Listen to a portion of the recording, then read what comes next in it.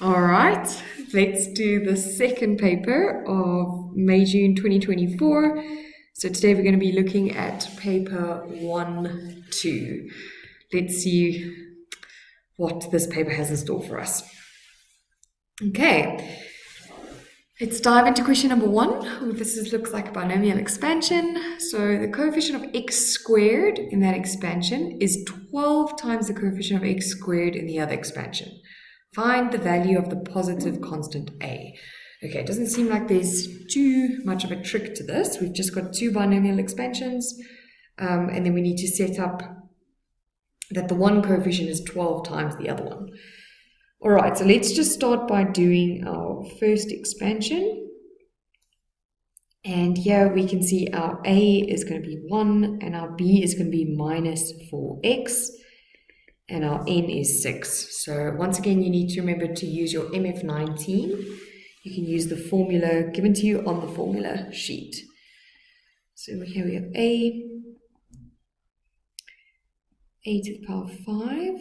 Oh, sorry, I'm not using my formula sheet. And then b to the power of 1.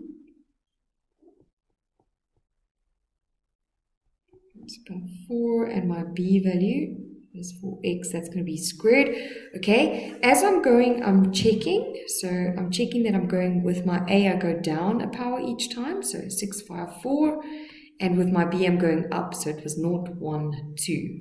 Okay, we can also see that there is only an x in the b term.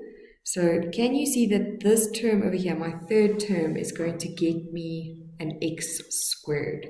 So if I just look at the third term, I've got 6 combination 2. I might just write it down here. 6 combination 2, 1 to the power of 4, and then minus 4x squared. That's going to give me 15 times 1, and then my minus 4x squared becomes 16x squared. So my negative falls away because negative times negative is positive. 15 times 16 is 240x squared. Okay, so what we can see here is my coefficient is 240. My coefficient of x squared is 240 for that expansion. And then it is 12 times the coefficient of x squared in this other expansion. So now I'm going to do the same here. This is to the power of 5.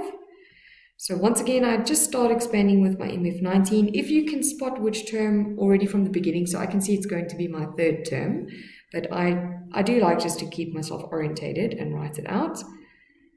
So my our a is 2, my b term in this case is ax, and my n is 5.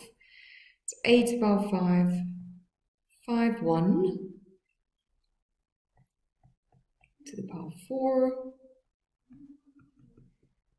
5, 2, 2 also goes to the, well, this becomes now to the power of 3, x squared. Okay, so I'm looking for this term over here because that's going to get me an x squared. It's nice in this case because it's only my b term that has an x in it. If there's x's in your a and your b term, you need to be very careful as to how they simplify out. Okay, so I'm only looking for this term. And this simplifies to 10 times 2 to the power of 3 is 8. And then I get an a squared x squared. So you need to be very good with your exponent laws. It's going to give me 80a squared. So my coefficient is 80a squared. Okay, so I found my two coefficients. Now I'm going to set up my sum according to the sentence. So my one coefficient is 12 times the other coefficient. So I'm going to take my one coefficient, and that is equal to 12 times my other coefficient. Okay, then we're going to now just solve for a. So I'm dividing by 240 by 12, and then I'm also going to divide by 80. And if I get a alone, I'm going to have plus or minus a half, which would be the square root of a quarter. No, that's actually not true.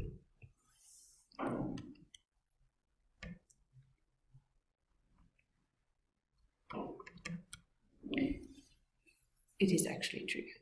Okay, square root of a half, square root of a quarter is a half, and then they say find the value of the positive constant a. So you always want to go back and just check that you've got the right answer, or that all the answers are valid. In this case, a is just equal to a half. Alright, so I think that's quite a straightforward binomial expansion question. As you see here, I don't really skip steps. I just write everything out, and a trick for me is to write each of these things in brackets. I've got a bracket, and I've got another bracket, and another bracket, and then when I'm applying my exponent laws, it needs to be applied to each thing in the bracket. And this is because there's one term in the bracket. If I had two terms in the bracket, like here you can't apply it to each term. You have to actually expand it like a binomial. Okay, so just take note of those two different things. If you're strong on your exponent laws, you should be good with the binomial expansion questions. Okay, no matter how weird the question is, you just need to do what the question tells you. All right, let's go here. So the curve y is equal to x squared is transformed into this curve. Okay, fully describe a sequence of transformations that have been combined, making it clear the order in which the transformations have been applied. Okay, so here I like to just go from the beginning to the end and see that each transformation doesn't make sense. Okay, so I'm starting with x squared, and then when it's in this format, it's generally easiest to start pretty much going from left to right. It doesn't really matter where you put the x. Okay, we'll see mathematically now that it doesn't really matter too much. What matters is the order of the 4 and the minus 8. Okay, so I'll do both examples just to show you how that matters. What's happening to the x can happen kind of anywhere in the sequence. Let's maybe do the x first. So what can we see here? This x, it's shifting 3 to the right. Okay, so my x is changing. My x is becoming x minus 3. So let's say that's horizontal. Well, let's actually just call it a translation.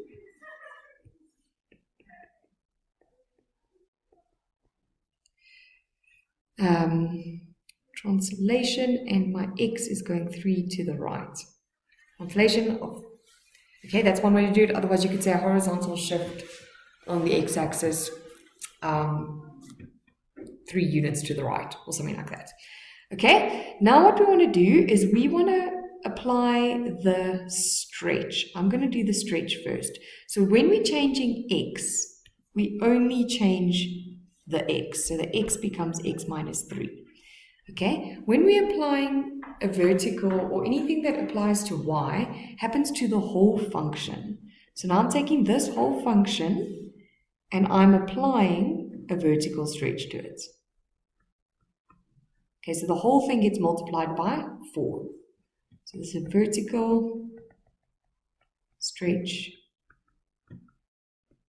by a factor of 4. Okay, so that whole thing is being stretched by 4, and now I want to apply a shift down. So the whole thing is moving down 8. Okay, so it's going down 8. So y is equal to 4. My whole function moves down by 8. So that's a translation of 0 and minus 8. And that gets us to where we want to be. So that is the correct order. Okay, now if we were to do this differently, okay, another order. Once again, the horizontal transformation doesn't really matter where it is. I'm just going to put it first. It can go first, last, or in the middle. It doesn't really matter. Okay, so what I'm going to do now is I'm first going to shift the whole thing down. Okay, now what you'll see here is I can't shift it down by 8 units. Okay, I need to shift it down only by 2 units, and you'll see why. Now when I do it, minus 3 squared minus 2, so another translation of 0 and minus 2. What you could have also done there is you could have just made it one translation of 3 and minus 2. Okay, and now what we're going to do is we're going to apply the stretch, but we're going to apply it to the entire function. So can you see that's going to mean big brackets? Okay, and if I were to multiply this in, I would get back to my original, which I want.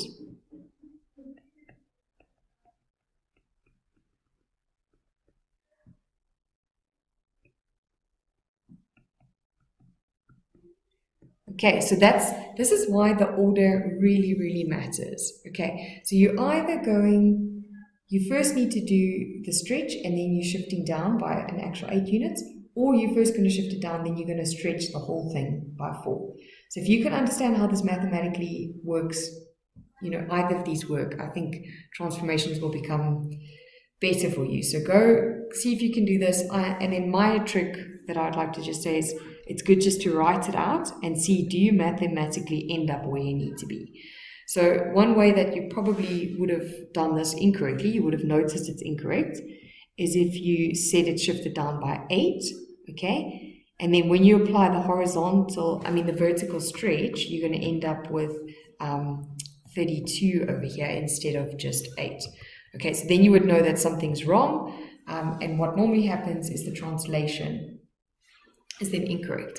If I can just give a side note here, so if you stretch something that's on the axis, so what happens here, if I stretch this thing by 4, it means everything is multiplied by 4, okay? Now 0 multiplied by 4 is still 0, so it still stays at the point where it started, okay? But and then what would happen then is I would then shift it up, okay? Now, what happens if I shift it first vertically? If it was over here, and then I first shifted it up. So this thing goes up. Okay, now if I stretch it, if it's not on the x-axis, if it was here, let's say it was a value, we can even use the value of 1, or let's say 2. And if I stretch it now, it jumps to if I stretch by a factor of 4, it's going to jump to 8. Okay, so this is not drawn to scale. But can you see, this is what's happening. This is why, if you shift it first, it's no longer resting on the axes. And so then when you stretch the whole thing, it appears to be a shift, even though it's not. The turning point is basically moving. Okay, so that's the theory behind the order of these shifts. I encourage you to practice these examples just to make sure you understand how does the order actually work. All right, let's go right into this. So show that this expression can be expressed as that. So first of all, we want to see that we've got to change this whole expression, so using the left and the right hand side, and we've got to turn it into something where there's no fraction, and we're just working with sign. Okay, so we can go, I don't really know how this is going to work, but I'm just going to start writing. I've got two identities. So once again, these are on your MF19. You've got sine squared theta plus cos squared theta equals 1. And tan theta is equal to sine theta over cos theta. That's all that you really have to work with. Okay, so we're going to manipulate this into that format. So I'm just going to start by getting rid of my tan. So that becomes sine theta over cos theta, and it's already over cos theta, so it actually becomes cos squared theta. Okay, now I don't want a fraction, so I'm going to multiply through.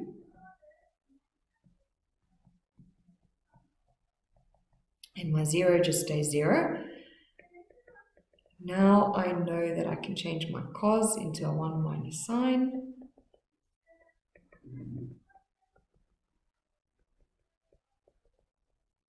Minus sine squared. Where's my sine squared? And this is looking pretty much like what I want. I just need to divide through by -1. And can you see how it kind of works out? If you just start. You just got to start somewhere. Okay. proven. Right, now it says hence. Hence means use the above to solve. So once again, you want to check, is everything exactly the same? So this looks exactly the same as that. So in other words, if I just solve this over here, then I would have solved the equivalent equation. Okay, and we need to see our domain is between 0 and 360, and we're working in degrees. So check your calculators in degrees. We have a quadratic, so we can either factorize or we can use the quadratic formula. I think I'm going to factorize. I'm going to try and factorize. So 4 and 3 is 16 minus 9 gives us 7, so that's brilliant. We want our higher one to be negative. So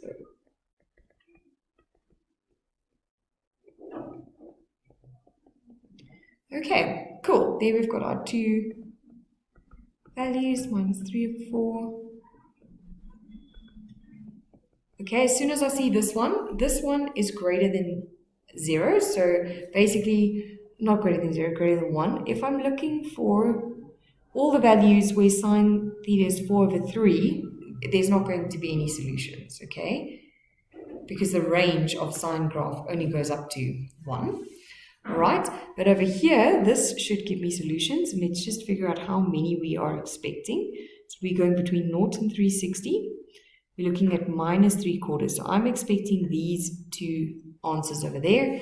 One of them is going to be my answer that I'll get probably directly from my calculator, and the other one is going to be a symmetrical answer. So I need to know how to figure out symmetry for sine. Okay, so if I just plug this into my calculator, what I'm plugging in is the inverse sine of negative 3 over 4. Oh, okay, so now my calculator is actually giving me something different. My calculator is giving me this answer over here. That's actually a red one. Okay, so it's giving me that, which is not a problem, because I know that these are just reference angles. You need to know that sine, with these street graphs, there's always many answers. So I'm first going to find symmetry. Okay, how do I find symmetry for a sine graph?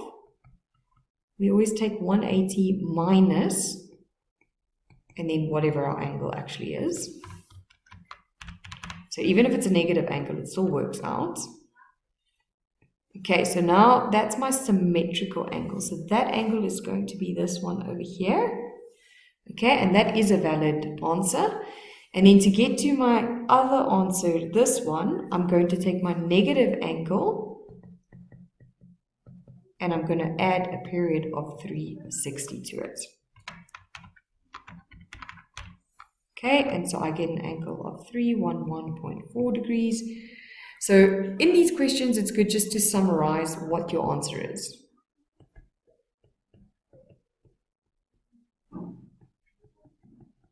Okay, those two answers, this is not an applicable answer. So just make sure you do summarize what your final answer is, because there's often, while you're calculating it, you might get other answers that don't fall within the domain. All right, good. We've done 3 questions so far. We can get ready for number 4. Here we see the function f is defined as follows. F of x is the square root of x minus 1, and we are only looking at the values where x is greater than 1. Okay, find an expression for the inverse function. Okay, I'm just going to quickly take a look at what question 2 says, because this doesn't look exactly like f of x, because it's got values that are greater. X is greater than 0 here. X is less than 0 over here. All right, so anyway, I just want to orientate myself to see what is this question leading up to. So next we see the diagram shows the graph of g of x, where g of x is that. Okay, so this is g of x, separate. Functions state the range of g and explain why, and explain whether the inverse exists. Okay, cool, so they are kind of separate questions, but both of them are testing the inverse.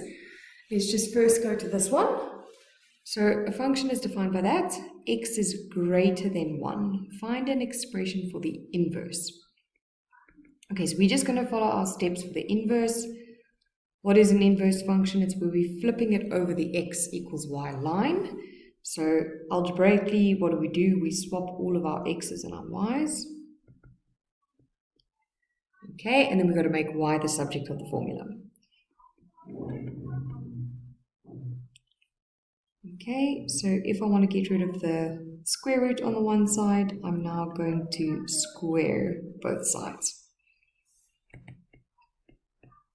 Okay, so here I've got my function, y is equal to, so just to neaten it up afterwards, I can then conclude that we've got x plus 1 squared. That's going to be my inverse function, and I do have a restriction on the range. Y must be greater than 1, but they're not really asking for more than that, so I'm just going to leave this as my answer.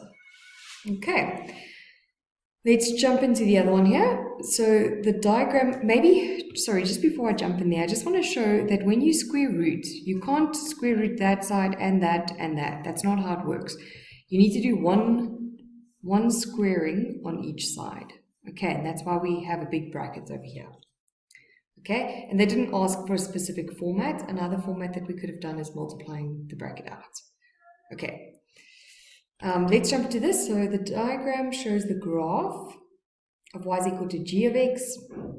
They gave us that equation. State the range of g of x. Okay, so you can see here, we need to figure out, it looks like there's an asymptote over here. So this graph is going towards a value, but it's never actually going to reach it. And then it has its maximum, it looks like where x is equal to 0. Okay, so our range, we're trying to find what is this range over here. All right, so just because of the way that they gave us the graph, what I think I'm going to do is I'm going to plug in my x is equal to 0, and I'm getting a value of 1/2. So I can see that that value over there is going to be 1/2, and that value is included. That's my greatest y. And now what happens, I'm trying to figure out what the lowest value is down here. And I can see that that value is going to be when my graph tends to infinity or negative infinity. Okay, so what I'm going to do is I'm going to work out the limit as x goes to infinity. So what's happening as x goes to infinity? Okay, now the way that this works, okay, we have to put infinity in our sum and see what's actually happening here. So if I mathematically, so you're not going to do this, you're not allowed to write infinity squared plus 2. You can't do that, but that's what you're kind of doing in your mind. You're plugging infinity into the x, and then you're seeing what happens. So what we've got here is we've got 1 divided by a really, really, really, really big number. Can you see it's infinity squared plus another 2. So this whole term is going to become 0. It's like me trying to give chocolate to everyone, billions of people. Each person's going to end up with nothing. So you can see that it tends to 0. So maybe I didn't draw this quite correctly initially. It looks like this graph is actually going to tend towards 0. So it will get closer and closer and closer and closer to 0. There's not a value before that where it's stopping. Okay, if you were to put negative infinity in here, so as x approaches negative infinity, you'll see that it's going to, in any case, become negative infinity squared plus 2, and the same thing's going to happen. It's going to go to 0. So we can see that our range goes between 0, and it's never going to touch the 0 line, because that's an asymptote, but it does touch the half up at the top. Okay, so this is one way to show the range, or you could say your function, because y is the same as the function, goes between 1/2 and 0. Okay, now we didn't actually answer the whole question. There is another bit of the question here. They said, explain whether the inverse exists. Okay, so now we need to know our theory. How do we know if the inverse exists? The inverse exists if it's a 1-1 function. Okay, so this is a function. Let's just go through the theory. How do we test if it's a function? We need to use the vertical line test. Okay, so this is a function because as I move the vertical line across, it only ever hits it once. So it is a function. Now I'm going to use the horizontal line, and I'm going to see this is a many one function because it hits more than once. So this is a many one function. Okay, and if you know your theory, you need to know that you can only get the inverse of a 1-1 function. So we can say there's no inverse because g of x is a many one function.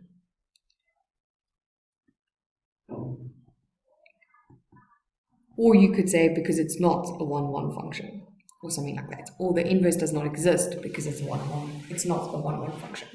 Okay, so you really need to kind of have a grasp on the theory with these questions. Okay, let's go to, there is a part C. This is interesting. So the function is defined by h of x. Okay, so now can you see they've actually given us the same function? Okay, but g was valid for all x's. And now h is the same thing, but only where x is greater than 0. Okay, so if we're taking a look at h is going to be this half going along this side. Now that is going to be a 1-1 function. Okay, and it will have an inverse. Okay, solve the equation h of f of x is equal to f of that. Give your answer in that format. Okay, so here we've got a composite function. And here we are plugging a value into f. Okay, and we just need to do exactly what they're asking us to say. So the first half is we're going to plug f into h. So I'm just going to write down my h of x. Okay, my f of x, what is my f of x? It's root x minus 1. Okay, so now I'm plugging f into h. So everywhere I have an x, I now need to put f of x. Okay, but I'm not just going to put the label f of x, I'm actually going to plug the function in. Okay, so that's the one side of the equation. And now the other side of the equation, I think I'm just going to do this on the side for making it simpler. I need to plug 25 over 16 into my equation. Okay, these are both squared numbers, so that would be 5 over 4 minus 1.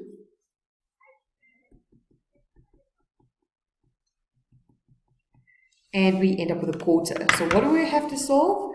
We have to solve this. Root x minus 1 squared plus 2 is now equal to 1 over 4. Okay, so what have we got? We've got fractions. Okay, I want to clear my fraction, so I'm going to multiply either side up. Okay, that just gets rid of the fraction.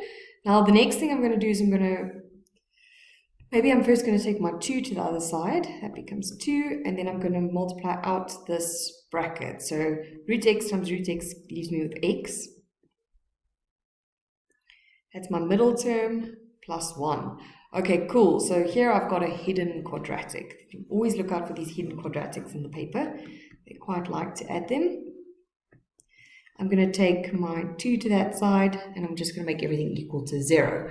Okay, so the way that we solve this, so you can, if it's easier, you can say let root x equal u. So that means x is going to be u squared. So now we're just solving a quadratic.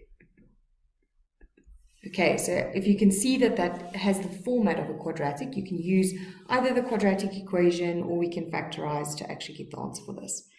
Let's just see if factorizing is going to work. It should. No, we've got two opposite answers here. So I'm rather going to either complete the square or use the quadratic formula. I just want to see, did they specify? They did not specify, but they do give us a format which they want to write it in. So you will notice where you use the quadratic formula or if you complete the square, you will end up getting that formula. I might actually do completing the square in this one just for the sake of keeping it interesting. Okay, so if you want to complete the square, we're going to use our first two terms. So that's minus 1, which, let me rather write minus 1 squared. Minus 1 is minus 2 is equal to 0. So u minus 1 is equal to 2. That must also still be squared. U minus 1 is equal to plus or minus root 2.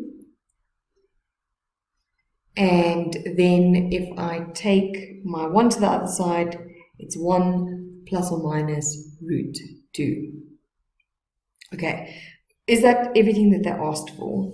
So solve the equation, give your answer in that format where A, B, and C are integers. Okay, we're not quite done yet. What I've solved for here is u, but I haven't actually solved for x. Okay, so we need to go back to where we made the substitution. We said that x is u squared. So therefore, x is going to be, or we can say the root x is equal to 1 plus or minus root 2. So now we need to square both sides to get rid of this. Okay, and this is going to cause us an interesting expansion here. So I'm going to expand this like a normal like binomial. So I've got 1 squared becomes 1, and then I've got plus. I'm going to do my plus first. And then root 2 squared just becomes 2. So this becomes 3 plus 2 root 2. Or now I'm going to do my minus sign. So 1, and then I've got minus 2 root 2 plus 2, and that becomes 3 minus 2 root 2. Okay, so my answers are 2 plus 2 root 2 or 2 minus root 2. Let's just check if there's any restrictions on here. Okay, so here for h of x, we've got a restriction. X must be greater than 0. But our function that really actually matters is the inner function. What are we putting into the inner function? It must be greater than 1. So let's just check, do both of these values, are they both greater than 1? So here, 3 plus 2 root 2, that is the same as 5.8, so that's valid. Okay, and then 3 minus 2 root 2, this is 0.1, so this one is not valid, the second one. Okay, so I just need to somewhere conclude that my final answer, you're going to write only, so x is equal to 3 plus 2 root 2 only. Okay, very interesting question. So there's a few things. What I would encourage is always go back and check, have you actually answered the question? Have you actually answered the question? So initially I found u, I didn't find x, so I needed to square it again. Then we see there's also a restriction on the graph. Okay, so every time, double check for restrictions, double check your answers are valid, go back and make sure you've actually answered what they're asking for. Okay, let's jump right onto question 5 though.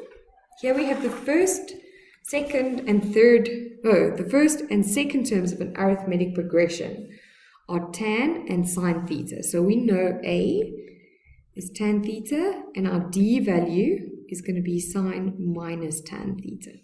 Okay, so that you can already just get from that one sentence. Then we see that theta is between 0 and pi over 2. Okay, so we're working in radians. That's one thing to recognize here. I'm just putting my calculator into radians. But it's basically an acute angle. So watch out, whatever the answers are, we've got to make sure we have an acute angle. Okay, it is given that theta is pi over 4. Cool. Find the exact sum of the first 40 terms of the progression. Okay, so it's arithmetic. We're in an arithmetic progression. So my sum formula, that's on your MF19. 2a plus m minus 1d. Right. So we've got the sum formula. Find the exact sum of the first 40 terms. So we are looking for S40. Okay, so we know our n is 40. Our a value, we already know, is tan theta, which is pi over 4. And then we've got 39. And then here we've got sine pi over 4 minus tan pi over 4. Okay, not too tricky, but I have noticed the word exact. So if we plug this all into our calculator, I'm pretty sure it's probably going to give us a decimal answer. So you're welcome to try it. But I'm also going to just simplify a little bit at a time to try and get an exact value. So you should recognize tan pi over 4. That answer is 1. So if you just think about the tan graph, okay, at pi over 4, the answer is 1. That's your reference for a tan graph. So always just have that in your mind. Okay, sine pi over 4, it's going to be 1 over root 2, I believe. Let's quickly just take a look. Yeah, 1 over root 2 or root 2 over 2, same thing. Okay, so that comes from a special triangle. You wouldn't necessarily need to know that off by heart. You can still plug it into your calculator, but just doing them separately will keep you having exact values. Okay, root 2 over 2 minus 1. Let's just think. I don't know what's the best way to simplify this. Okay, let's maybe multiply in. I'm going to multiply in my 20.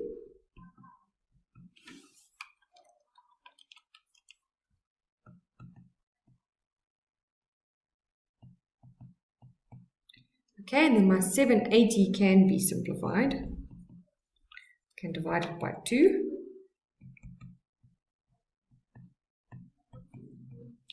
Okay, there's a few different ways that this could be written. I'm going to multiply out a bit more.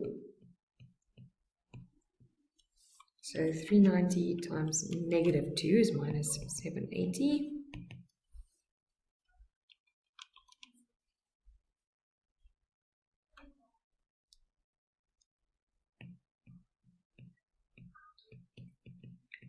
Okay, I don't know, I'm not 100% sure what's the most simplest way to put this, but I would probably leave my answer as that. Okay, so they've asked for an exact value.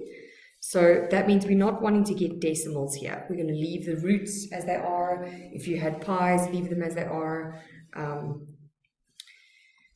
If you got a fraction, leave it as it is. So don't go to decimals if they ask for an exact value. Okay, so that was part A of the question. Let's go to part B. The first and second terms of a geometric progression are tan and sine theta. Okay, so now they've jumped to geometric progression. So A is tan theta, but R is now going to be sine theta over tan theta. Okay, and once again, our value is acute. So find the sum to infinity of the progression in terms of theta. Okay, so we want to get just our formula. I believe this is our formula. So always have your MF19 with you, A over 1 minus R. Okay, so in this case, we've got our tan theta value and our 1 minus sine theta over tan theta. Okay, so this, we just need to simplify to get to an actual answer. So I've got tan over something that's kind of a fraction but not really a fraction. I'm just going to make it into a complete fraction at the bottom. So I also like to over exaggerate my line here. So I'll say tan theta minus sine theta over tan theta. So I'm finding a common denominator. And then I'm going to do my tip and times. So that's the same as tan theta over 1. And instead of my big denominator now, I can flip this. Okay, and we end up with tan squared theta over tan theta minus sine theta. So often things cancel out. In this case, it doesn't look like it's cancelled out. It's actually it looks a bit more complicated. So I think there would be a number of different ways of writing this, but this sum to infinity would be correct. Okay. Let's jump into the next bit. So what we can see here, just the way that the questions are asked, here's the information. The information is in the opening paragraph, and then you've got information that's only valid for part I and now that information is now changing, and we figuring out for II. But what stays the same is the pink, the opening paragraph.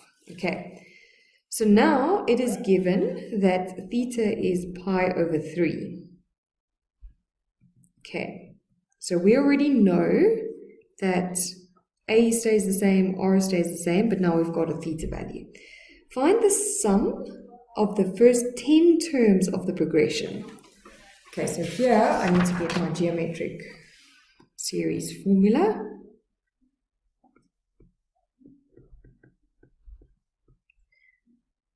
Okay, so that is on your MF19. Now we need to get the sum of the first 10 terms. So my n is 10, but I'm just going to fill in my a values along. So tan, I'm going to fill in everything I know. Pi over 3. 1 minus my r value is sine pi over 3 over tan pi over 3. And that is to the power of, this bracket is to the power of 10. And it is all over 1 minus sine pi over 3 over tan pi over 3. Okay, and they want the answer in 3 significant figures. So here is something that you can probably just pop into your calculator. Okay.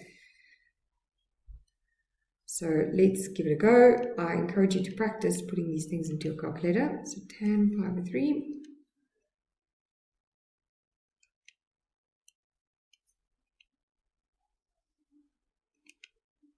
So it's good also to spot what questions are they fine with the calculator, which ones are they actually wanting you to show all of your calculations. Okay.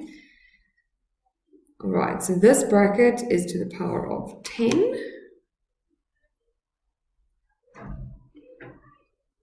Okay, and then my denominator is 1 minus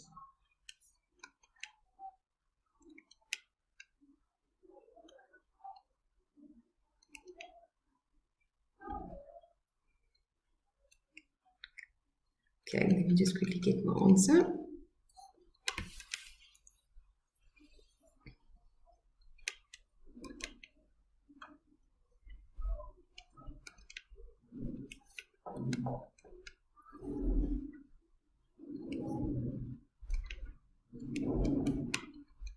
Okay, I hope you were plugging that in as well.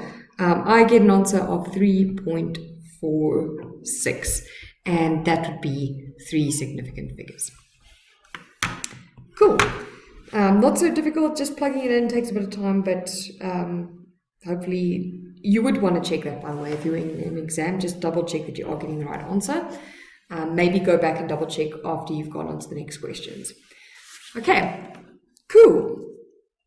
Here we have a curve with this equation. It has a minimum at point A.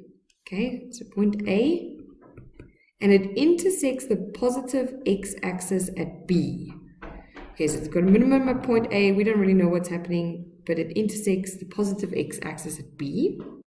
So here is where I would encourage you, we just got to start somewhere. Okay, so first of all, let's figure out this minimum point.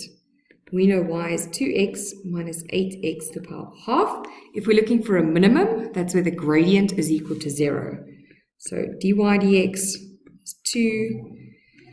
Okay, here we bring down our power. So a half times 8 is 4x to the negative a half. And that is the same as 4. Well, I'm actually going to leave it like that for now. Okay, so that's the derivative.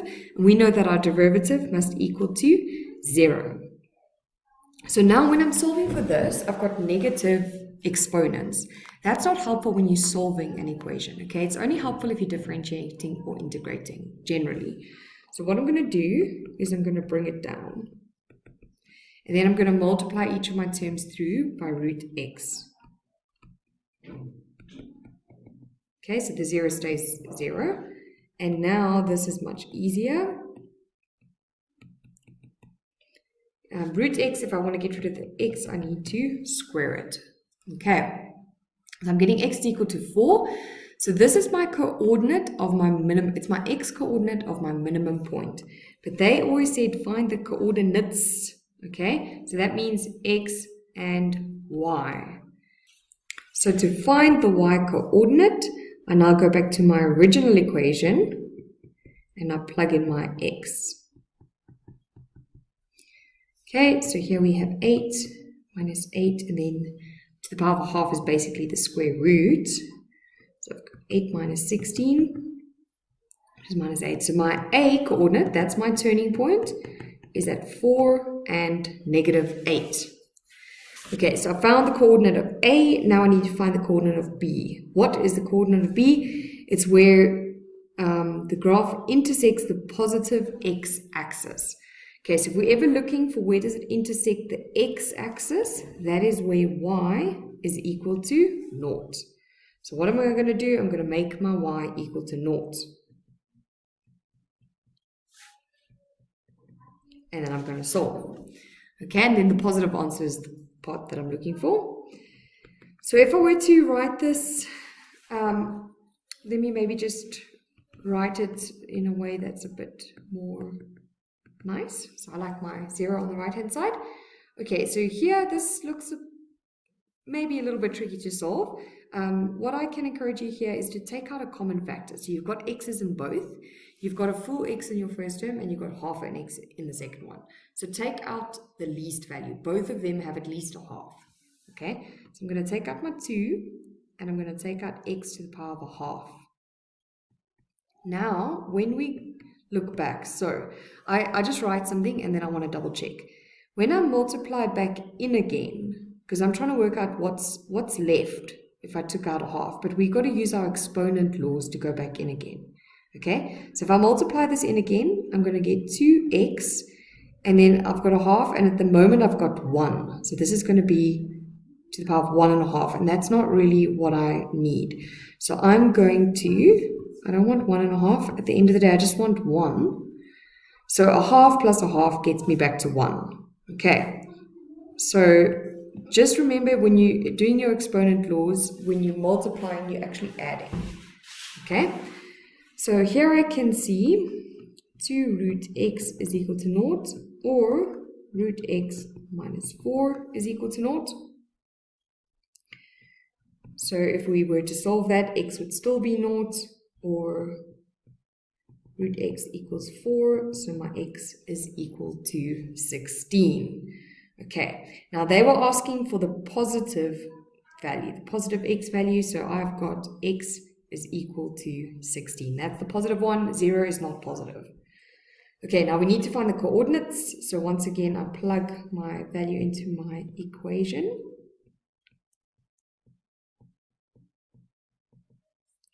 Okay, 16 times 2 is 32, and then 8 times 4, and that's going to be 32 minus 32, which is 0. So my b is going to be 16 and 0. Okay, so always things that you've never seen before, but the principles remain the same. Okay, it's actually, yeah, hopefully not too bad. Okay, let's take a look at part B. So this is interesting. It is somehow connected to part A. So we see the diagram shows the curve. Okay, this is the one that we were working out. Oh, here's our A and our B. So it's actually helping us now. Okay, so A has a minimum. We know that the x value there is 4. So that's already helped us out, and B is 16. Cool. Okay, it is given that the equation of the line AB is that. Okay, immediately, so I can see it's a straight line, but this is not a format that I like. So I can immediately just write this differently. 2 over 3x minus 32 over 3. So I can already see my gradient and my C value. Okay, find the area of the shaded region between the curve and the line. Okay, so now we want to find this shaded region. So I will need to integrate my curve between A and B, and that's going to give me the full gradient. And then I can either just subtract the triangle, or I can integrate the straight line also between A and B, and then subtract the straight line's area from the curve. So let's just set this up. My area, I need to go between A and B, which is between 4 and 16. And I basically need to do the curve minus the straight line. Okay, so I'm just writing it all in. I'm going to do it all in one go. This is quite cool. If your two boundary lines are the same, it's nice to do it in one go. It's a bit of a shortcut. I'm going to just neaten this all up before I start. So all my x terms can go together. So now I've got 2 minus 2 over 3. That's 4 over 3x.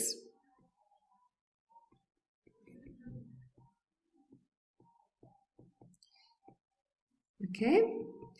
And this is nice. It's a reverse power rule for most of it. So quite simple.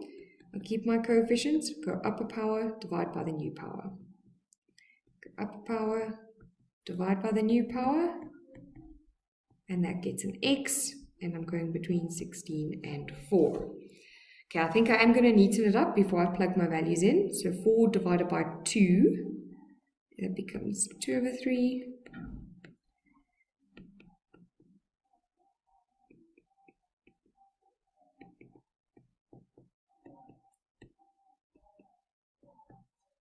Okay, and now I'm going to plug in my top value.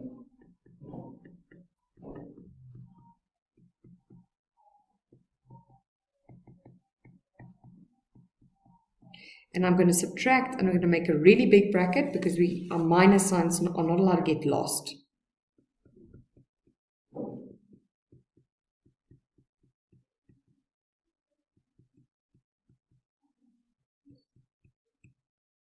Okay, so we plug in all of our top values, plug in all of our second values. I just want to find the area of the shaded region. So it's not asking for an exact value necessarily. So you can probably go plug this all into your calculator. I think I'm just going to do mine a little bit at a time. Yeah, just for the sake of... Actually, I don't know. I might just plug it all in. Okay, no, I'm gonna do a bit at a time. So minus 16 over 3 times 16.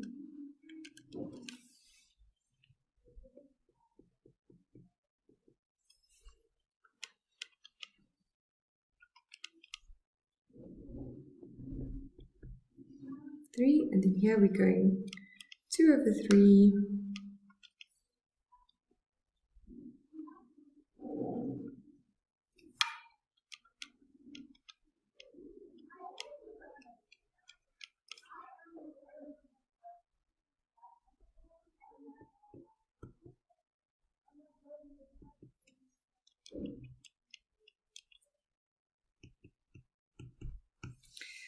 Okay, and if I add and subtract all these terms,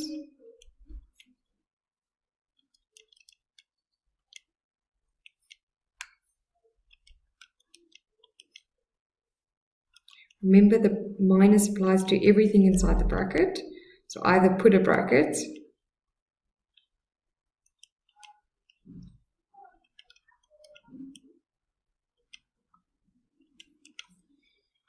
and I'm getting an answer. This is a very interesting answer. My answer is negative 32 over 3. Okay, so why is it negative? We've just calculated the integral of an area below the x-axis. So the answer is negative, okay? But an area is never negative. So area should be equal to the positive version. Okay, so always just be aware of that. It's not a mistake. Maybe I shouldn't actually have said area initially. It's actually just the integral, okay? So the area is equal to the mod of this, basically. Okay, and that is the correct answer. So the area is 32 over 3, or 10 2/3, or you could say 10.7. Either one of those is correct. Okay, very cool question. If you've never done it where you do the line and the curve in one integral, I would encourage you to practice it. It's just nice to see that you can actually do it all in one go. Okay, let's dive into question 7. Here we have the equation of a circle. Okay, so immediately we know that the center is going to be 6 and minus a, and the radius is root 18. Okay, so I just write down key information as I'm going through the sentences, I guess. Okay, the line with that equation Okay, so this is a straight line. And by the way, the more familiar way is minus x plus 2a. So you can see our gradient's going to be minus 1. Okay, and our y-intercept is 2a, is tangent to the circle. So tangent to the circle, now I can think of a few things. I'm either going to be working out my first gradient and then use the perpendicular formula for my second gradient, or I'm going to be using the discriminant. Okay, let's just see. Find the two possible values of the constant a. All right, so we've got a line and a circle. I think I'm going to use my discriminant in this case because I don't know exactly I don't know the 2 points, where the point of intersection is. So I think you could do this either way, but I'm going to just jump right into the discriminant. Okay, so how do we do a simultaneous equation between a circle and a line? We can't really make y the subject of the formula in the circle, so what we're going to do instead is we're going to plug our value we're going to plug our straight line into our circle. So we're going to have x minus 6 squared, and then here instead of writing y, I'm going to say 2a minus x plus a squared is equal to 18. Okay, so I've plugged my straight line into my y. Now I'm going to simplify before I multiply out. This one I can multiply out now. Okay, here I'm going to just take an extra step and simplify. So 2a plus a is 3a. Okay, so don't worry if you need to take the extra steps. It really is worth it rather than making mistakes. Okay, 36 minus 18 is just 18. And then now I'm going to multiply this out. So 9a squared minus 6ax plus x squared. And I've already taken my 18 across. Okay, so when I'm kind of expecting a quadratic. And I can see that I'm getting that. 2x squared. So minus 12x minus 6ax.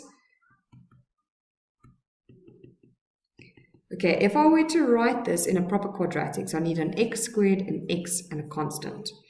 So I'm going to say 2x squared, and then here I'm going to group my minus 12 minus 6a. Those are the exponents, or not the exponents, the coefficients of my x.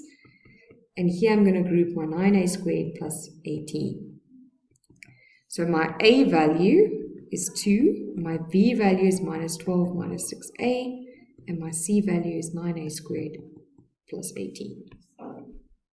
Okay, so now we know that the line and the circle are tangent. So I'm going to force, so here we've got a simultaneous equation between the line and the curve. If this has two answers, it means that they're going to intersect at two places. If it has one answer, it means they're tangent. Even if it happens in more than one place, it's still tangent. And if it doesn't intersect, or if there's no answers, they won't intersect. Okay, so we're going to force the discriminant. We're going to say that that must be equal to 0. We're going to force this thing to be tangent.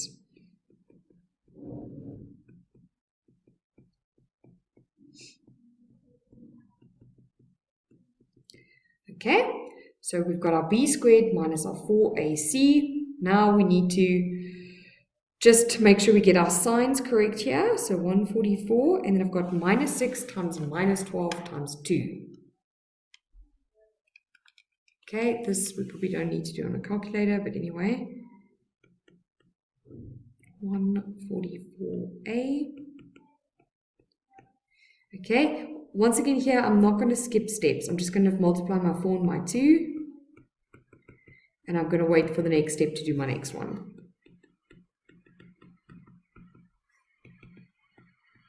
Just because it's too easy to make mistakes in that place. Okay. 8 times 18. The problem is the negative sign. Okay. Cool. Now here I can already see that's going to cancel out. So I've got 36 minus 72 is going to be minus 36a squared plus 144a is equal to 0. How do I solve this? I can see I've got an a in both on both sides. So I'm going to just take out an a. So I know my a is equal to 0, or a is going to be equal to 144 divided by 36, which is 4. Okay, so what was my actual question asking? Find the two possible values of the constant A. Okay, fabulous. I have got two possible values. This is where my line and my curve intersect once. All right, those are my two possible values. Okay, now for the greater value of A. Okay, so A is 0 or 4. So now we know A is 4. That's what they're wanting us to use. Find the equation of the diameter which is perpendicular to the given tangent. Okay, so A is equal to 4. Find the equation of the diameter. Okay, so let's just say we don't know what this point is here, but we do know that our equation is 2a minus x. 2 times 4 is 8, 2a. And we know our equation of our circle. Let's just get the equation of the circle. X minus 6.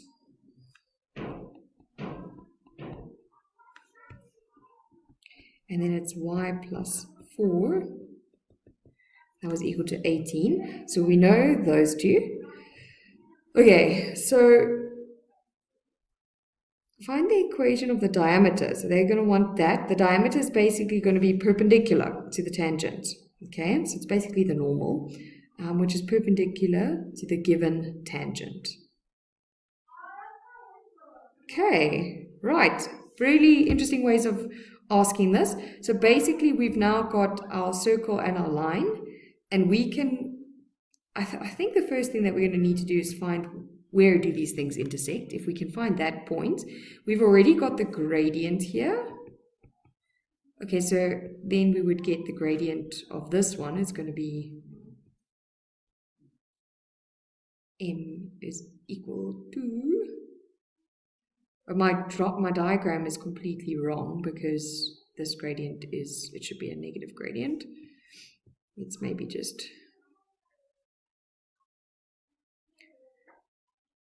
okay, if you were going to actually draw this to get a bit more of an accurate idea, we needed to go through 8. Let's maybe just do that to orientate ourselves. I don't think it's entirely necessary, but let's just get a bit of a better idea of what we're doing. So the center of our circle is 6 and minus 4. Okay, and root 18 is about 4. It's 4 and a bit, so this is going to cross just a bit higher than that. So that's not entirely accurate, but something like that. And then we know that this tangent is going through point the 8 up here at the top. And we know that the gradient is -1. So we are looking for this equation here. So sometimes it is just a little bit better. Let's orientate ourselves so we can actually check if our work is correct. Okay, so we know the gradient of the tangent. So the gradient of the diameter is going to be equal to 1. So it's basically the inverse of this. Okay, and we need to figure out that point. Where do they intersect? So now we're going to go back to our equation. Here, this part here is where we put the line and the curve together. Okay, and then we used our discriminant, but now that we already have a value for A, we can use the value for A and we can actually solve for X. So A is equal to 4. So I'm just going to plug this in.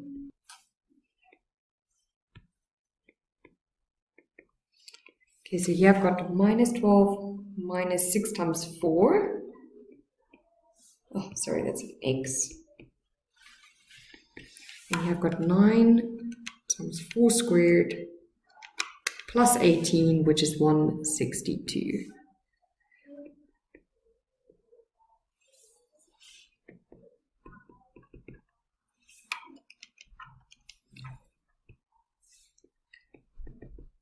okay? I can see here that this is going to form a nice squared bracket. And I expect that because this line is going to be tangent. So whatever my answers are to this x, I need one x value, not two x values. Because it's tangent, it must only hit it once. Okay, so therefore my x is equal to 9. Okay, so this value here is 9. That's great. Let's find the corresponding y value. So minus 9 plus 8. And that is going to give us a value of minus 1. So we know that we've got the point 9 and minus 1. And the gradient of my tangent is equal to 1. So if I'm getting this, the equation of the normal or the diameter, it's going to be y plus 1 is basically 1. Okay, let's just neaten this up.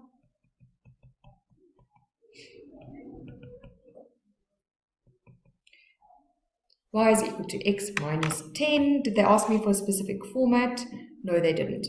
Okay, so basically, it's interesting that they asked for the equation of the diameter. What is the diameter? The diameter is just the normal to the tangent at that point.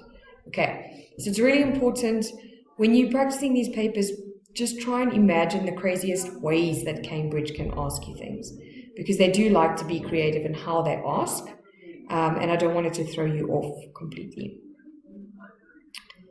All right, let's go into this next part over here. So the diagram shows a symmetrical plate, A, B, C, D, E, F, so it's symmetrical. The line AB, CD is straight, and the length of BC is 2 centimeters. Each of the two sectors, A, B, F, and the other one is of radius R. So that's an R, that's an R, that's an R, that's an R. And each of the angles is pi over 3. So they've given that to us. Okay, now to start off with, it is given that R is equal to 0.4. Okay, so that's a fixed value in part A. But you can see that it's going to change later on. Okay, show that the length EF. Okay, show that the length EF is 2.4. Okay, so now we've got to just work with what we have and figure out where we're going. So this is circular measure. When we're doing circular measure, we're always looking for sectors and triangles. Okay, so I just want to point out, if I can work out this value, this length over here, let's call it x. If I can work out that length, and this thing is symmetrical, then I'll be able to work out the length of EF, because I already know the middle part is 2. So that's already got me thinking, I wonder if I could work out that part over there. Okay, and they've given me R. Alright, so it doesn't seem like it's too difficult. We know that a 90 degree, that's going to be 90 degrees, is pi over 2. So this value here in the middle, let's maybe, rather than make it a star, let's call it alpha. So I'm going to show that alpha is pi over 2 minus pi over 3.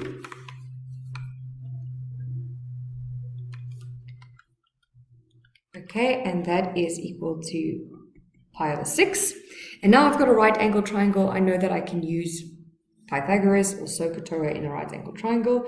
So in this case, I want the opposite, and I have the hypotenuse. So I'm going to use sine. Sine alpha, let's call it x over r.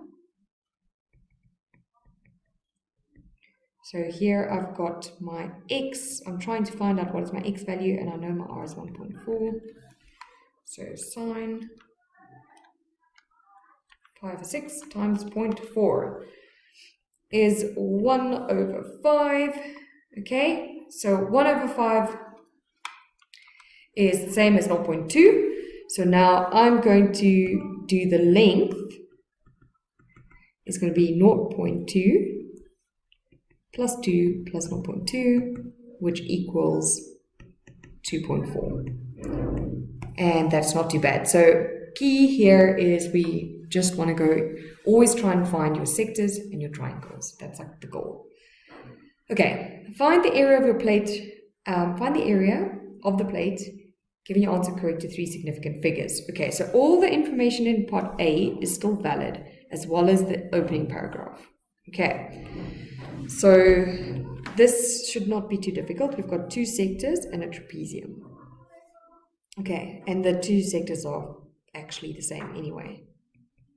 So let's get the area of a sector. That's a half r squared theta. In this case, a half, and then we know our r is 0.4, and we know our theta is pi over 3. Okay.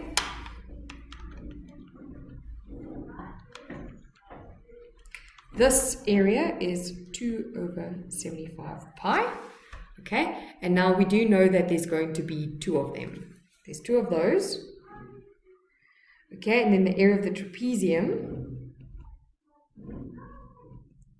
is a half, and then we get each of our lengths, and they actually got us to work out the other length. So 1, 2, and the height is just going to be, okay, we might need to actually work out the height.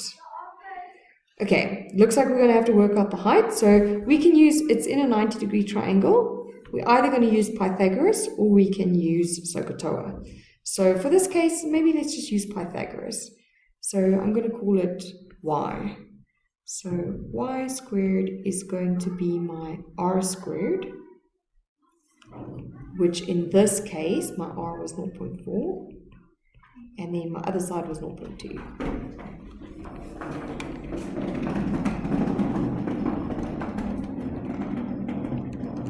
And this gives us root 3/5 or 0.346. So I prefer the root 3/5.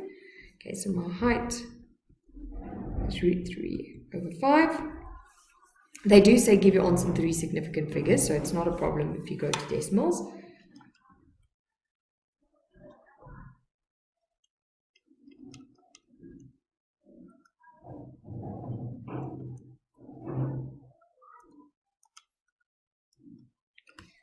Okay, and my answer is 11 root 3/25, which is the same as 0.762. 0.762 units squared.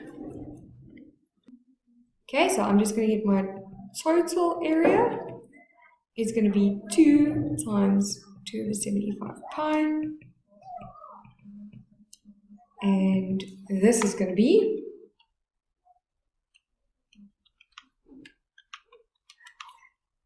an answer of 0.930. If I were, let me just write that neater, 0.930 units squared. Not too bad. Okay, let's take a look at the second part of this question. So, once again, if we just look at the framework of how the question is set up, we have our introductory paragraph, which is valid pretty much for everything. Then we've got part A, where they tell us what R is. And now we're going to go to part B. It is instead given that the perimeter of the plate is 6. Okay, so now everything in the main paragraph is still valid. Okay, what's not valid now is we don't know what R is. Okay, so this information over here is no longer valid. We just need to jump into this over here. So now we don't know what R is. And they ask us to find the value of R, giving our answer to 3 significant figures. Okay, so what is fixed is that the perimeter of the plate is 6. Okay, so the perimeter of the plate is 6, so the 2 is still 2, but all the R values now change. Right, so now we've got to work out, and then we know that the full perimeter is equal to 6. So let's just work out what is my perimeter. My perimeter is going to be my 2. So I'm just going to go, let's go along here. 2 plus an R plus an arc length, which is R theta, plus, then we're going to go FE, so we need that full length, plus we need another arc length, and we need another R. Okay, so I've just written this very roughly. If I were to simplify this a bit, I need 2 plus 2 r's plus 2 r thetas plus the length of FE. Okay, so that's what I've got to figure out, and all of that I do know is 6. And ultimately I'm going to be solving for r. Okay, so theta in this case is pi over 2. So let's just, I'm going to copy this down here. Okay, so this whole perimeter is equal to 6. That is one thing that we do know. And we're going to be solving for r. We do have theta, which is pi over 3. What we don't have is this FE portion. Okay, so we can go back to what we originally did. We've still got our value of x here. When we work that out, we said x, I'm going to write it over here. X is equal to 0.4 sine pi over 6. Okay, that is not valid. It's actually r. R sine pi over 6. That is still valid. Okay, so that x, that little x bit, is r sine pi over 6. Okay, so if I look at my full length of FE, it's equal to r, and then sine pi over 6 is a half. So it's a half r plus 2 plus a half r. Okay, so then a half plus a half is 1, so it's r plus 2. Okay. Alright, so now we've got our FE as well. And the only unknown left here is actually r. So I'm going to take my 2's to the other side. So 6 minus 2 minus 2 just leaves us with 2. And then I'm going to take out an r, and I'm going to be left with 2 over 3 plus 1. Okay, those could have also been put together, but it's fine. So at the end of my day, my r value is going to be 2 divided by 3 plus 2 pi over 3. Let's just see, give it to 3 significant figures. So we can do 2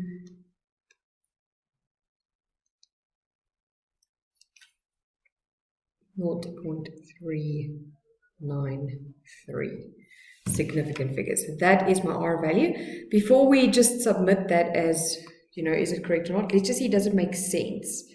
So it's now 0.393. It used to be 0.4. So it's basically showing that it's similar.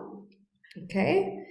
We can't really compare the perimeters because we didn't know what the previous perimeter was, but it seems like a legitimate answer. Okay, and that is the value of r. Here we have our second last question, question 9. So this says a function f is such that, and then it gives us the derivative of f, okay? So just be careful, it's not the actual function, this is the derivative. Determine the set of values for which f of x is decreasing. Okay, so first of all, we need to identify our topic. So a decreasing function, that's all the places where it's kind of as x is getting greater, y is getting smaller, so decreasing. And we should be able to recognize that that is where dy dx is less than 0. Okay, so they've already given us our dy dx, or our f of x. So I could also maybe say f of x is less than 0. So they've given that to us. So we can just solve this. The derivative must be less than 0. Whatever the answer is to this is where my function is going to be less than 0. Okay, so the first question that I want to ask is, how on earth do we solve this? So we've got basically kind of a quadratic looking thing, but there's also x's over here. Okay, so this, I don't really know how to go from here. The best that I can do is multiply out. So I'm first going to multiply out and maybe package this, like get the like terms together. So that's the most easy way that I see it at the moment. You can't divide through by x, you can't take something common out. So let's roll the multiply out and then we'll go from there. So I'm first going to multiply out my bracket. This becomes 4x squared minus 3 times 2 is minus 6 times 2 is minus 12x plus 9. That's all less than 0. Now each of them can be multiplied through by 6. So I've got 24x squared. And then I've got 6 times 12 is 72x. 9 times 6 is 54. Okay, so this is what I was meaning here. Now I can put those like terms together. So minus 72, minus 76, minus 78x. Okay. So here we've got a new quadratic, and now I want to see if I can, let's just first see if we can simplify it before we factorize it. So each of these, if I'm not mistaken, is divisible by 6. So 78 divided by 6 is 13x. 54 divided by 6 is 9. Okay, so that, you might need to play around and just check, just check your different factors, but that was all divisible by 6, so this neatens it up a lot. If I were to factorize this, I'm just going to try different things at the moment. So 4 times 3 gets me to 12, then that gets me to 3, so the combination of 12 and 3 doesn't really lead me to 13. If I go 9 and 1, so 9 plus 4 is 13, so this is going to work. So 4x minus 9, and often with factorizing it takes a bit of trial and error.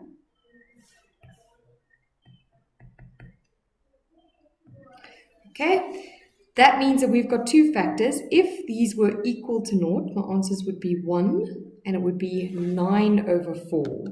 9 over 4 is actually greater than 1, so I'm rather going to put the 1 on this side and the 9 over 4 on this side. And we're trying to solve where is the function less than 0. So that's this region over here. So as you can see, that's going to be where x is less than 9 over 4 and greater than 1. These are the areas where my function is decreasing, or those are the x values for which my function is decreasing. Great. We're not going to include the values as well, because then that's where it would be equal to 0. That's where there would be a stationary point.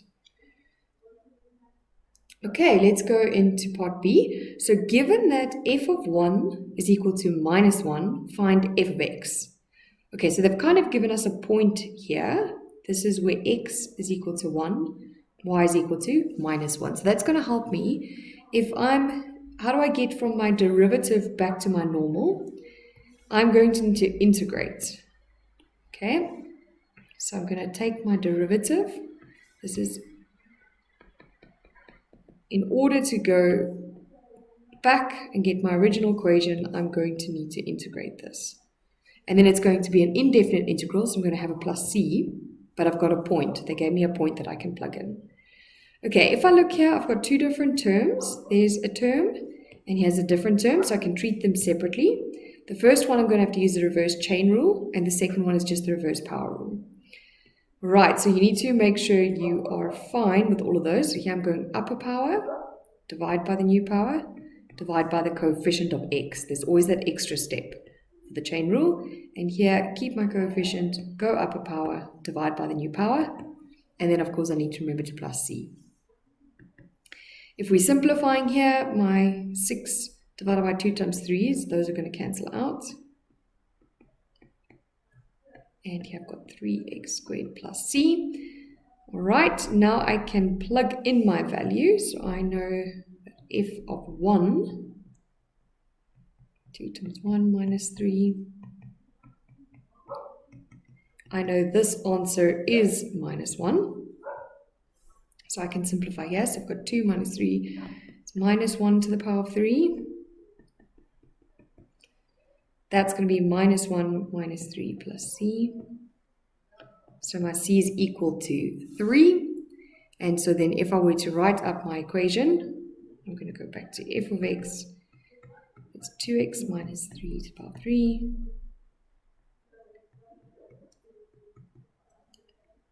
Minus 3x squared plus 3. That's my equation.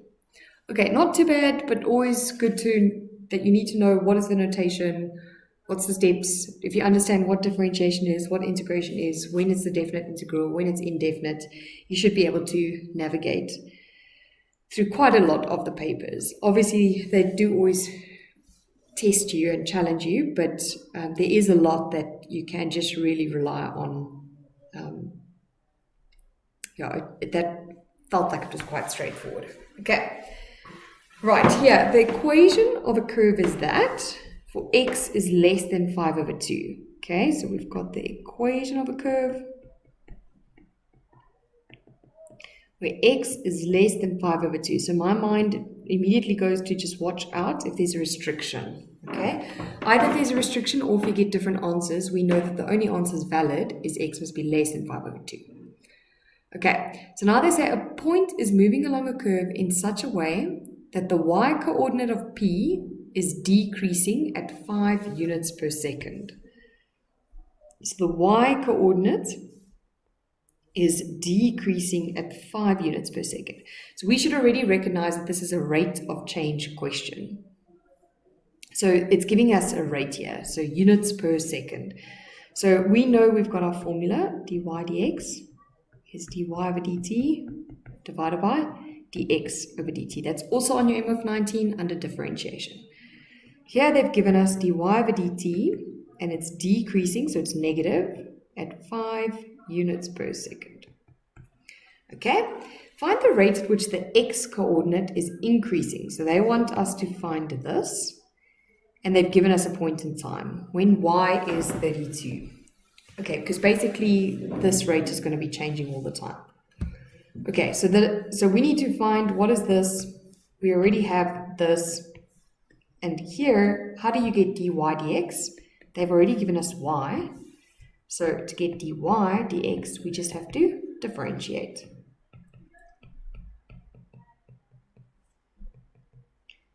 Okay, and we multiply by the coefficient of x, or the derivative of the inside. And then our 5 is going to fall away. So this can be simplified. I'm just going to put it under root, actually, because that's the same as to the power of a half. Okay, so now we can look at our actual equation. We can say minus 3, 5 minus 2x is equal to my dy dt, which is minus 5, divided by my dx dt. Okay, and the last step that we need to do is we've got to plug in our point. Y is equal to 32. That's really interesting. They gave us the y value. They didn't give us the x value. Okay, but we have a relationship between x and y because we ultimately need to plug in an x. We don't want to plug in a y value. So that's a bit different. What do we have to do? We have to first find. So if my y is 32, what is my x? Okay, so I'm just going to zoom in on this side over here. So 32 minus 5 is 27. Okay, so now we need to get rid of the 3/2. So there are different ways to do this. You could multiply it by, well, raise it to the power of 2/3, both sides. I think that's just going to be the easiest for now. So 9 is 5 minus 2x. So x must be equal to minus 2. Okay, cool. So this is a bit of a new thing. I haven't seen this really been asked before in a question. So now we know x is minus 2, so we can plug that in here. So you just need to realize all the time it's problem solving, problem solving, problem solving. Okay, if I then, let's just simplify this first. So minus 3. So 5 minus minus 2, it's going to be 9. Dx of dt here, big line to split my denominator. Minus 3, the root of 9 is 3. So now I've got my dx dt is going to be equal to 5/9. And did they ask... Yeah, so they didn't ask for an exact value, so you could probably put decimals or you could have it as a fraction. Cool, so this is a straightforward rate of change question, but here you can see that they've tested you now on something different, where they give you the y value, not the x value. But that's okay. The principle that you need to understand is that this is relationship between x and y. So if they give you y, you can still find x. Okay, let's keep going. So this is also still part of the rate of change question out of 6. Let's see what they have for us here. So a point A on the curve has a y coordinate of 32. Okay, so that's ringing bells. We already know y is equal to 32. We already know at that point x is equal to minus 2. And we've already got the rate of change of x and the rate of change of y. Okay, and technically we've got dy dx at that point as well. So my dy dx, so the gradient at that point, we already know is minus 9. Okay, so we've already got a lot of information about that point. This is point A. Point B on the curve is such that the gradient of the curve at B, so the gradient at B, whatever B is minus 3. So my dy dx is equal to minus 3. Find the equation of the perpendicular bisector of AB, giving your answer in this form. Okay, so I'm just going to also maybe try and picture this a bit. So my y is 32, my x is that, and now there's a point B where the gradient is minus, so let's just say this is point A, this is point B. I'm just giving it kind of a negative gradient. The gradient is minus 3, and then they want the perpendicular bisector. Okay, so we already have point A, so I'm not going to solve for more of that. I'm now going to zoom into focusing on point B. Okay, so what did they tell us about point B? The gradient of the curve is minus 3. So I know my dy dx, which is this. So here's my derivative. My derivative is equal to minus 3. So now I'm going to find where is that point. Minus 3 divided by minus 3 is actually just 1. Square both sides. So 2x is going to be 4. So x is now equal to 2. Okay, so I've got my point 2 and my y value that corresponds to that. Let's take this down. I'm cheating a bit here. You'll have to rewrite this. Okay, so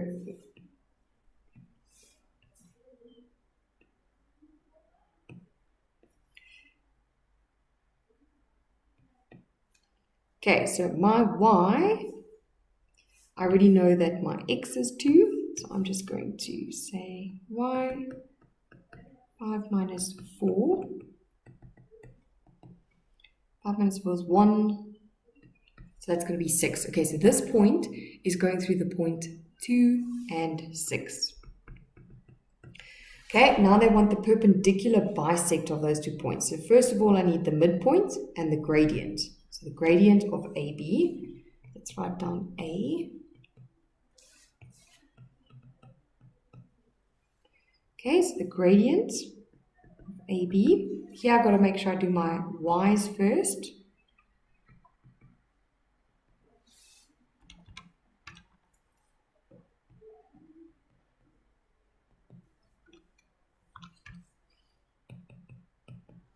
Okay, my midpoints. Okay, what we're doing here is we're finding the average x and the average y.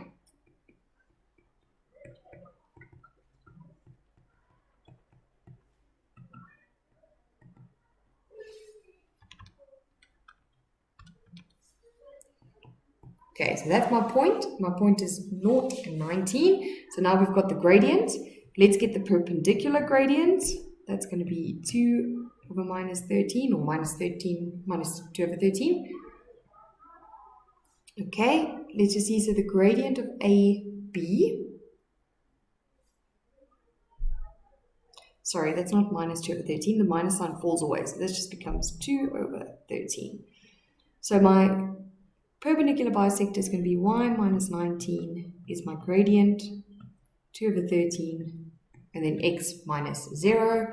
Another way, okay, now I need to actually multiply out. So I've got y is equal to 2 over 13x plus 19. And now when they want us in this format, we've got to get rid of the denominator.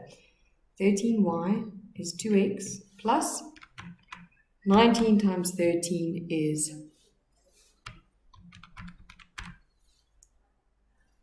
247. And if I just simplify it exactly how they want it, so they want all my terms on the one side, I've got 13y minus 2x minus 247 is equal to 0.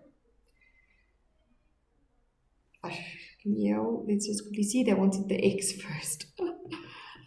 X plus 13y. Okay, and you can also, normally we don't like a leading 0, so you can also multiply the whole thing through by minus 1. It is the same thing. Or if you took all the terms to the other side, it would also be the same thing. Okay, so that brings us to the end of the paper. Not too bad. So all of these is a lot of problem solving, a lot of just, you don't just stare at the question and not know what to do. You got to just start. You just have to start with one thing at a time. Get your point A, get your point B, get the perpendicular bisector. As soon as you start going somewhere, the paper does actually fall into place quite a bit. But that's it for today. I hope that your upcoming exam goes really, really, really well. Yeah, all the best with it.